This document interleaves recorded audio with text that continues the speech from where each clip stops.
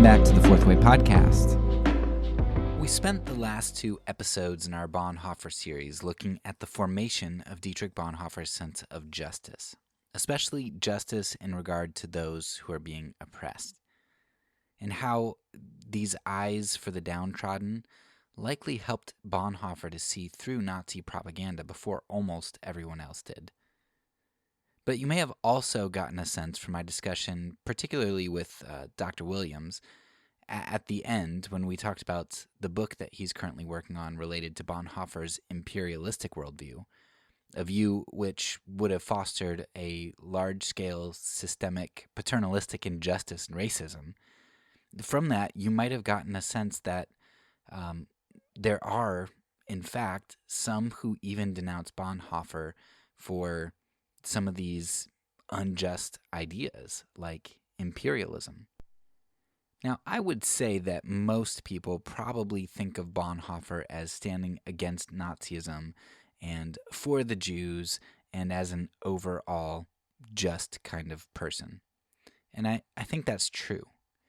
But there is also another angle to the story that we really need to explore.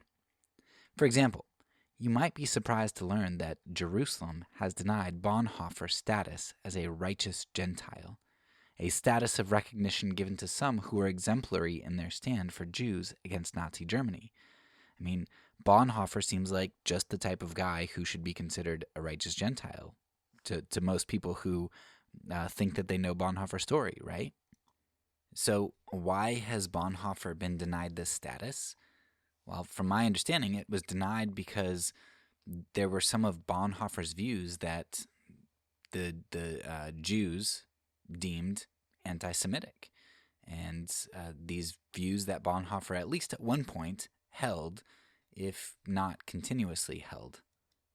My understanding is that these ideas that Bonhoeffer held, they center around the ideology of supersessionism, or replacement theology, which Bonhoeffer seemed to hold at least at one point. It's this idea that the church has replaced Israel, or the church has been revealed as the true chosen people in the divine plan, and they have superseded or replaced Israel in God's covenant plan. So it wouldn't exclude the Jews from this, right? Because you could still be from the nation of Israel, you could still be a Jew and be part of God's covenant people. It expands the group, right? But it's no longer Israel is a special people. But more than that, Bonhoeffer also seemed to believe, again, at least at one point, not sure that you could follow this all the way through to the end, but at least at one point, he believed that the great hardship that the Jews seemed to perpetually face, no matter where they went, the oppression by various people groups throughout history, especially in the recent European history and the persecution of the Jews, Bonhoeffer expressed that he thought this was a continuing judgment of God on them for their participation in the crucifixion of Jesus, for deicide. Now, these views are declared as anti-Semitic by many in Israel, and so Bonhoeffer, as far as I know, to this day, remains a controversial figure, especially in the Jewish community. Now, someone renowned for helping the Jews by the broader culture is, by the Jews, or by many Jews in Israel at least, is rejected.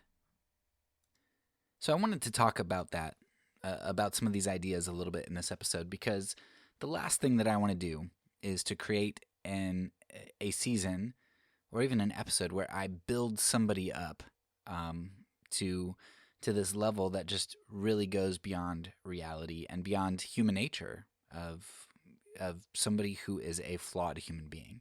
And I don't want to act here like Bonhoeffer is this completely uncontroversial figure in regards to his integrity or viewpoints or whatever else. And that's one reason that I really appreciate that Dr. Williams is working on a book that explores one aspect of this controversy, particularly the imperialistic aspect. And this whole tearing down of hero complexes is something that that I'm really a big fan of. In fact, I had a whole episode on the problem of hero complexes way back in season 9. And there we took a look at several biblical figures, which we tend to consider heroes of the faith in Christianity, who upon closer inspection are extremely problematic.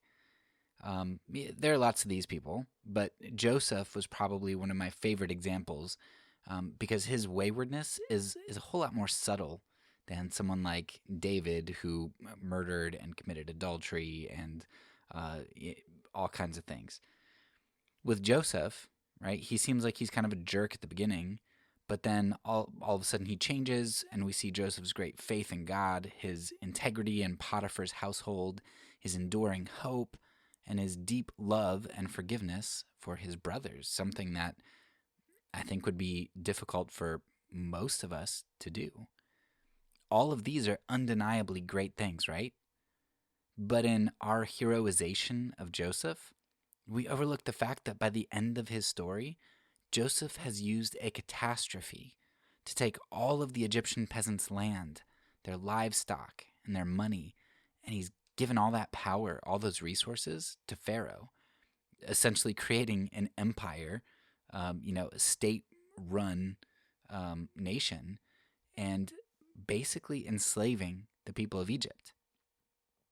Now, this was an act which I don't know, but it may have come back to haunt Joseph's descendants. When a new Pharaoh saw the disparity between free Israelites and his beleaguered and indentured people and decided to make Egypt great again. I don't know what all went into that, but it certainly seems like it's a pretty big setup where there's this huge wealth and freedom disparity between Joseph's people and the people that Joseph helps to enslave. Now, whether it's Joseph, Gideon, David, right, the so-called heroes of the faith, they're almost always also villains of the faith in some way, people who are extremely flawed in very unjust ways. They're people who held to some pretty terrible ideas, engaged in grave injustices, or had some significant moral failings, or all of the above. So when I come to the story of Dietrich Bonhoeffer and find that he may have had problematic beliefs, it's not necessarily a disqualifying piece of information for me. I can condemn him where he needs to be condemned, while praising him where he ought to be praised. Did Dietrich Bonhoeffer see through Hitler's propaganda before most others? Yes. Did Bonhoeffer hold a high view of Jews and help to save some, despite the majority culture around him pressuring him otherwise? Yes. Did Bonhoeffer show moral integrity in refusing to give in to the Nazi regime? Yes. Great. And I want to be like Bonhoeffer in those ways, in ways that many who may have had a less problematic ideology actually failed to act, out of a fear of their own well-being. So I think then that there are many of Bonhoeffer's critics and cancelers who are really straining at gnats here. This group is myopic in that they can't see past the minutia of Bonhoeffer's ideology. They want every jot and every tittle to line up in order to divvy out praise. But there's also another group out there, which has a different, but somewhat similar problem. And one way we might say this is that rather than myopia, their problem is due to hyperopia. They can see the big idea in Bonhoeffer's story, that Bonhoeffer saved the Jews, he was a courageous hero, and they completely run with that. Yet they fail to note the small-level details that do matter. They fail to note that Bonhoeffer was fighting against fascism. He was fighting the co-opting of the church by the state, and he was fighting the imperialist and ethnic propaganda. This hyperopic group, they take Bonhoeffer's heroic stand against the state, and they make it their own, all while flirting with fascism themselves, allowing figureheads to co-opt the church here, and embracing imperialism and ethnic superiority now. This hyperopic group imputes Bonhoeffer's righteousness to themselves, making it their own. His stand was their stand, and they take that stand and import it into modern day without working through any of the nuances and implications of what actually brought Bonhoeffer to make his stand. They think that by mere act of standing, that makes them similar to Bonhoeffer, while failing to recognize that they've got their stiff right arms extended up in the air. This group fails to recognize that we aren't propagandized about the same things or in the same way. They haven't taken the time or the care to assess their moral values and commitments. They just assume that what they've been fed is good, and so to stand is good. The problem with this is that the oppressed and the downtrodden, the groups that we other, aren't all the same today as they were back in Bonhoeffer's day. So while our stand ought to look the same in regard to the faithful integrity and courage that Bonhoeffer showed, we should expect that what we need to stand against may take a different form, unless we find ourselves standing with the oppressors rather than the oppressed. At the very end of the new Bonhoeffer film, the words "never again" appeared. This concept, never again, has been used a whole lot in my lifetime, and usually it's used in reference to the Holocaust at the hands of the Nazis. While the Holocaust by the Nazis was aimed especially at the Jews, there were many other groups that were targeted as well. So this idea of never again, it's intended to mean that we will never again allow for the othering or targeting of groups of people, which could lead to their mass oppression and murder. Now, at this point, we could quibble about definitions and percentages, right? I don't think that never again means we simply want to avoid the murder of 2/3 of any ethnic population in a given region, right? I don't think that's what never again means. I would imagine that never again wouldn't be happy with a massacre of half or even a quarter or a tenth of any population, right? We don't want massacres and tragedies to occur, especially based on this othering principle. So, never again is more of a qualitative statement than a quantitative one, which makes its sentiment, maybe even more subjective and ambiguous. I mean, did targeting civilians and infrastructure, killing 15% of the North Korean population, constitute something of which we would include in the slogan, never again? Did bombing Cambodians, creating the Pol Pot regime, and then supporting the Khmer Rouge up through the late 80s after we knew the atrocities that they did, a regime that killed 25% of the population, should that have been included in the idea of never again? What about the killing of 15% of the North Vietnamese population? What about the failure to intervene in a Rwandan genocide that killed 10,000 people a day? What about the killing and starvation of over 500,000 Iraqi children? Or, if we move on to, quote, lesser crimes, oppression rather than large-scale massacres, dehumanization rather than outright murder, then would never again include the continued support of apartheid South Africa through its existence? What about continued support of Jim Crow South for 25 years following the Holocaust? What about the de-democratizing and installation or support of ruthless dictators in Libya, the Congo, Iran, Chile, and countless other countries? Perhaps our slogan shouldn't be never again, but just rather again. The MO of empire is again and again and again and again. But each again is different. Sometimes the again happens subtly, to a group of people we don't know or care about, and are therefore unaware of, like, say, in Libya or the Congo. Sometimes the again comes about when we are propagandized by fear, as in the invasion of Iraq for weapons of mass destruction, ooh. Sometimes that again comes as a result of othering a group of people, giving them labels like terrorists or communists. And sometimes that othering comes simply as a result of economic interests. Why waste American lives, valuable lives, mind you, and money, of course, helping Rwandans? Where's Rwanda? What benefit is that to us? So, again, again, again. But when we read these words, never again, at the end of a Bonhoeffer film, let's be honest, a lot of us like it. We love watching films like Bonhoeffer because, just like when we read our favorite Bible stories, we're the good guys. We're the heroes. We're the ones in the stories standing up to evil with great courage, shouting, "Never again!" And we're right, to a certain extent. I mean, I think if you transported our society back into 1940 Germany, a lot of us would stand up to Hitler.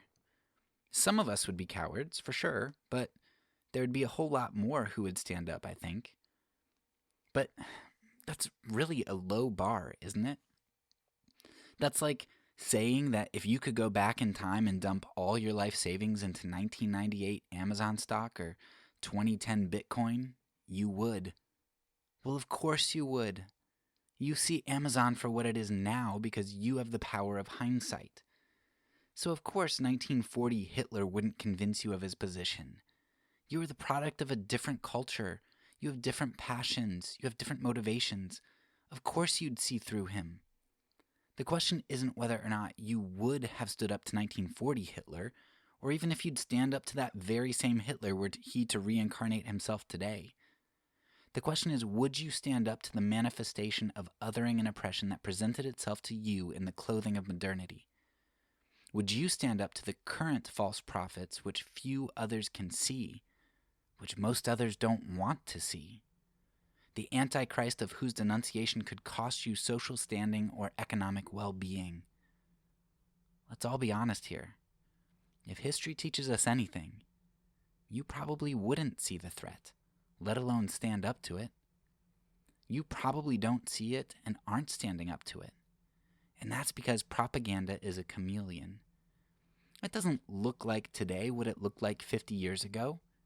It blends in with its current environment. We can see the dead chameleons of the past because they can no longer change their colors. But it's hard to see their progeny, which are alive, which propagate themselves in the cultures and subcultures around the globe. And just as they did in the past, these propaganda chameleons of today, they serve to create enemies and saviors.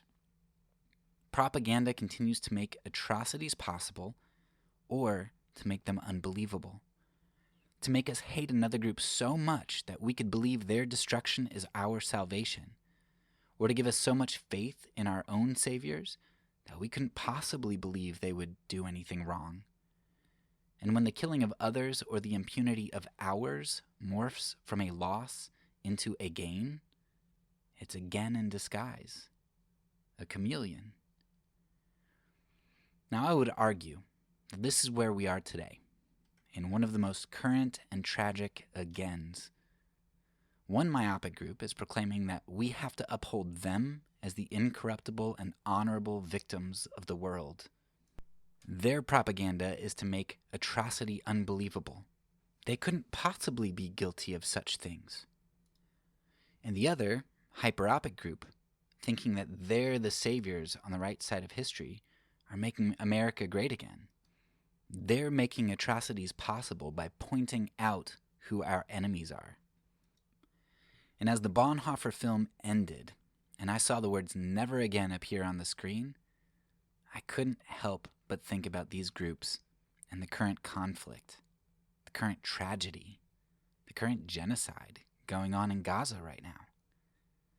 How is it that the very group from whom this idea of never again was birthed are some of the main culprits in the new again? There's a lot we would need to talk about here in order to give the issue its full treatment. We'd have to discuss the rise of Zionism, the Sykes-Picot Agreement, the Nakba, the Arab-Israeli wars, intifadas, dispensationalism, supersessionism, and a whole host of other issues. But that's not really the scope of this episode or season, and I don't want you to get lost in that. Because honestly, none of that really matters in regard to discussing this again.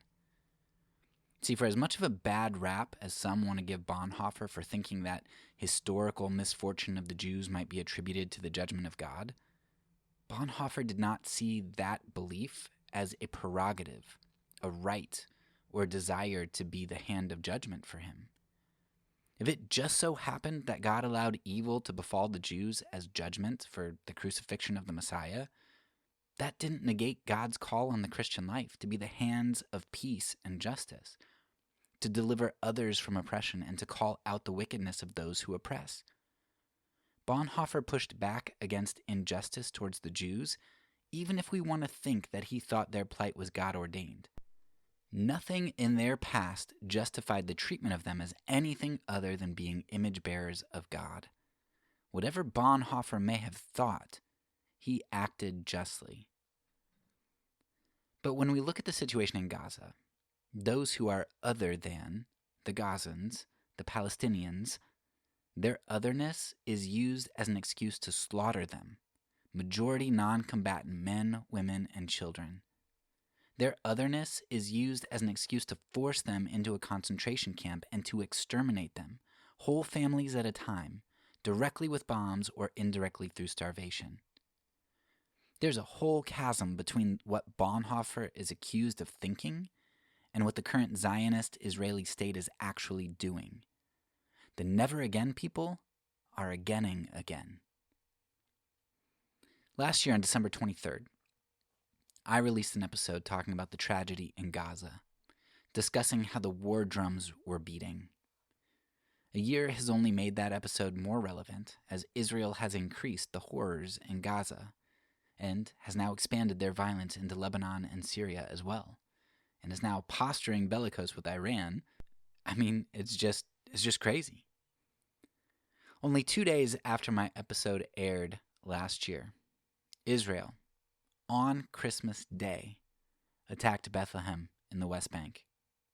And I anticipate that they'll do something similar again this year, because humiliation and symbolism and doing their worst when their largest backers are preoccupied with Christmas or the Super Bowl or whatever else, that's kind of seemed to be their standard operating procedure.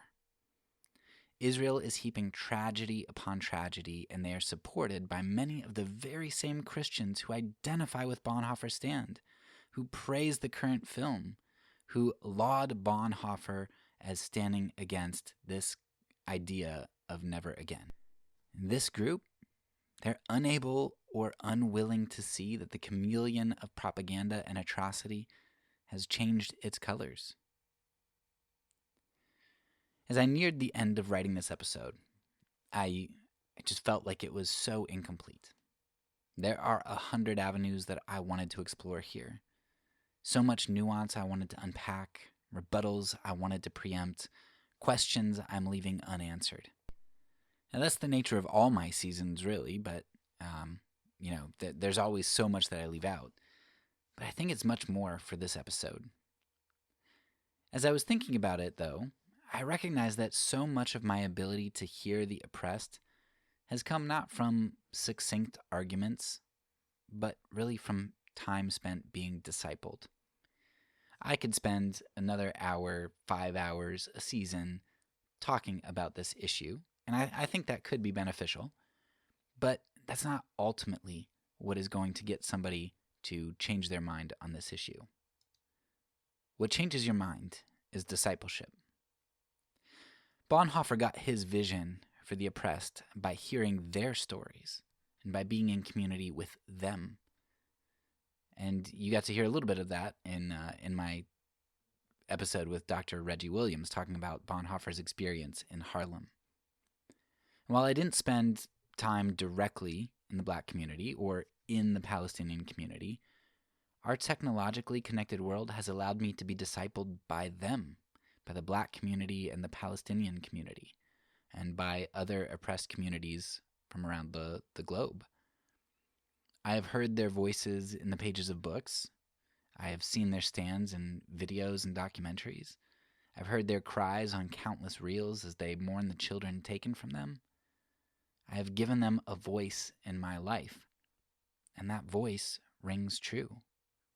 I can see truth when I see darkness and light in those videos, and when I read the stories of darkness and light, truth becomes evident. As we approach Christmas this year, I want to challenge you to think about what it means that Jesus, the Prince of Peace, came into the world, and what it means to be a disciple, a peacemaker, and a child of God.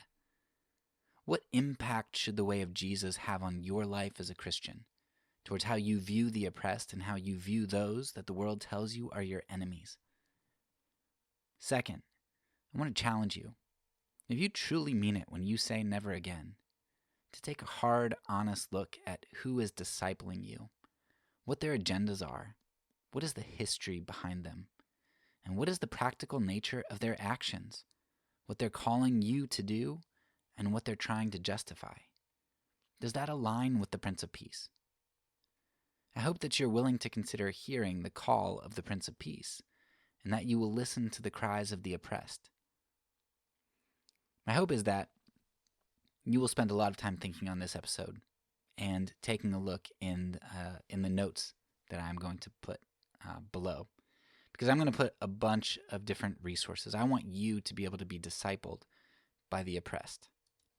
So I'm going to put a number of resources that have been extremely helpful for me to hear them and to see them.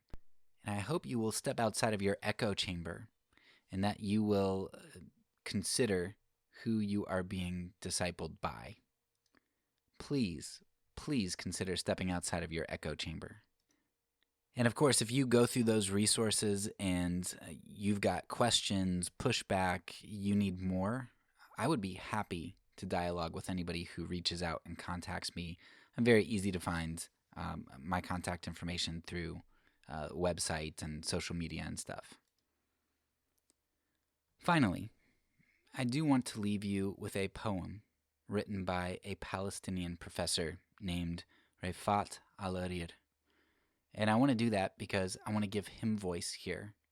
And because he recently released a book, or one of his friends released a book of some of his work.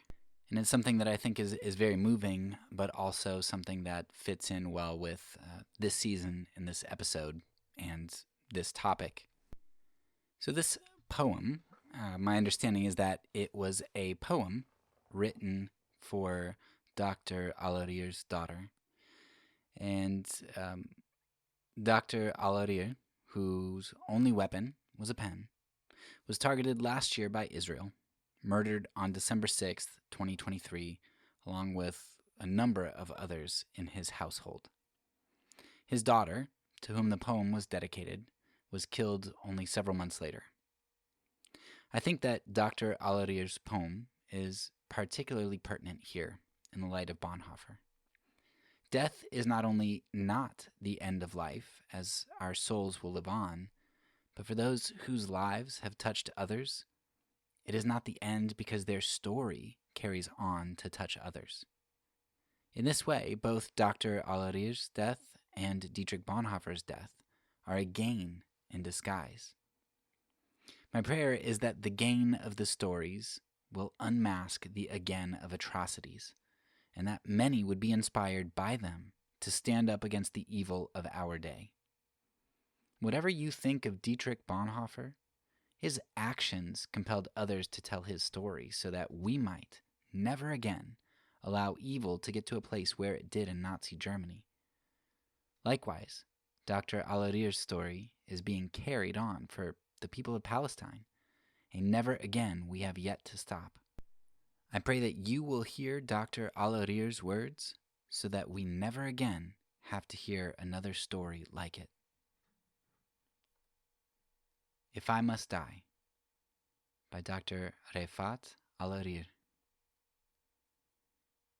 If I must die, you must live, to tell my story, to sell my things, to buy a piece of cloth and some strings, make it white with a long tail, so that a child somewhere in Gaza, while looking heaven in the eye, awaiting his dad who left in a blaze, and bid no one farewell, not even to his flesh, not even to himself, sees the kite, my kite you made, flying up above, and thinks for a moment an angel is there, bringing back love.